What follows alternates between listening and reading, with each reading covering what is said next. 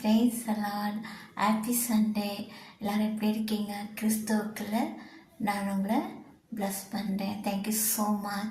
Thank you. நிறைய பேர் watch பண்ணியிருக்கீங்க, சப்போர்ட் பண்ணியிருக்கீங்க, ஷேர் பண்ணியிருக்கீங்க. தேங்க்யூ. கர்த்தர் உங்களை அளவில்லாமல் ஆசீர்வதிப்பாராங்க. அதே மாதிரி இன்றைய நாள் வாக்குத்தத்தம் பிலிப்பியர் 4:19 படி நான் உங்களை நான் ஆசீர்வதிக்கிறேங்க. என்னைய தேவன் இந்த இடத்துல இந்த தேசத்தில் ஆசீர்வாதத்தோடு அவருடைய பிள்ளையா இந்த நிமிஷம் நம்மளை வரைக்கும் நடத்தி வர்றதுக்காக நன்றி. ஸோ இதை பார்த்துட்டு இருக்க உங்களையும் அப்படி தான் தேவனை ஒவ்வொரு நாளும் நடத்துகிற ஒவ்வொரு நாளும் அபிஷேகமாக அவருக்குள்ள நாங்கள் இருக்கிறோம். தேவன் சொல்கிற வார்த்தை சொல்லுது.